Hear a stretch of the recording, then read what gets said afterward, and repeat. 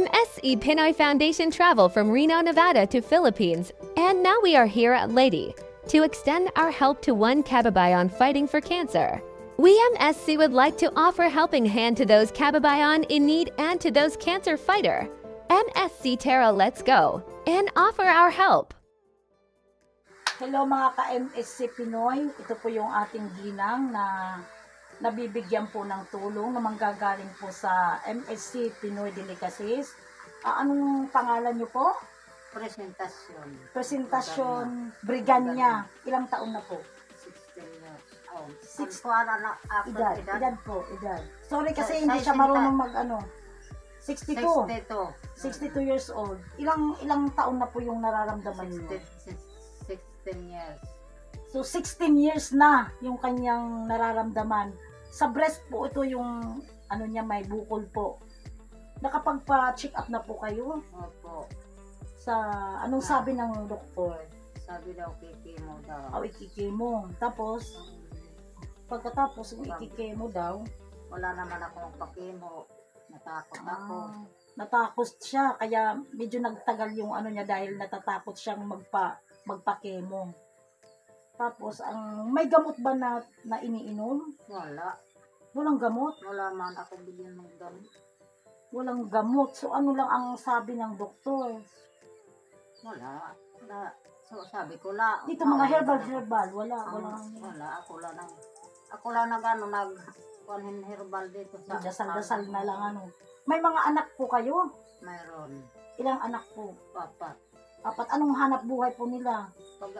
Pagbukid la. Magbubukid ang hanap po kulang ang dahil alam nyo naman sa probinsya, iba kulang din ang pagpa-doktor, pagpa-kemo ang mahal.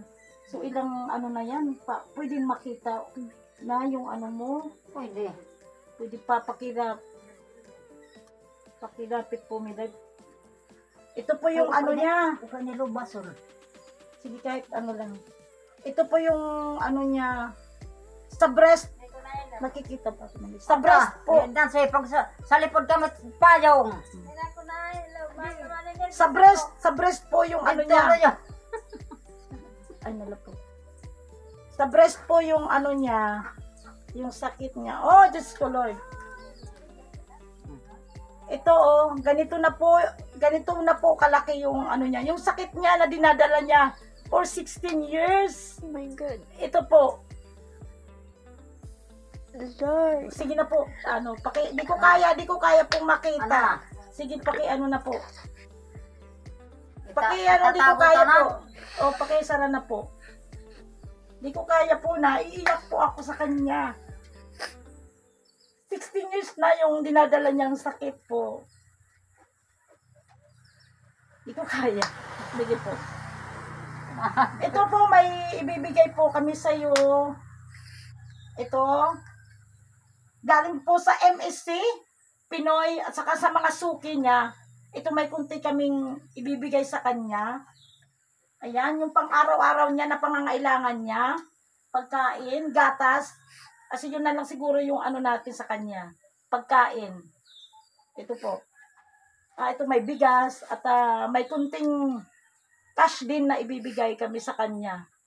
Siguro kung may gamot, ibibili niya. Pwede. May gamot, may cream nga. May cream, may pinapahid. Mayroon ngayon, pero wala pa ko makaka. So, ibibigyan natin siya ng cash kasi may cream daw na pampahid. Pansamantala, para sa sugat niya. Kasi medyo na talaga yung sugat niya. Mga ka-MSC Pinoy.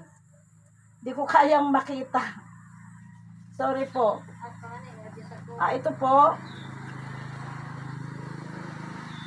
May cash kaming ibibigay sa'yo. Kung may ibibili ka pang pwede kang bumili. Ito manggagaling po sa MSC Pinoy at saka sa mga suki niya. Shout out po. Ito po. Maraming salamat. Ito po. Mamaya pagpasalamat po tayo sa MSC. Ito po. Maraming salamat sa MSC.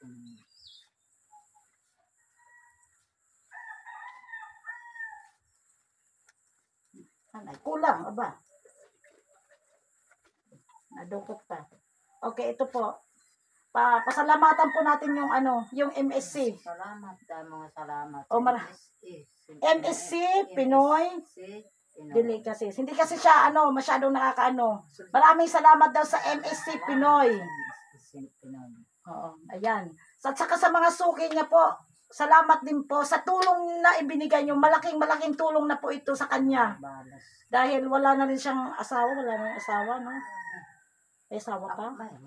May asawa pero magbubukid lang po. Di pa sapat yung kinikita na pang araw-araw.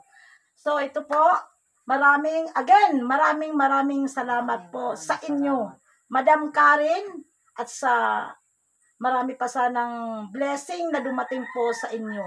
At saka sa mga suki niya po. Salamat. Maraming salamat po. God bless po, Nay. Bye-bye.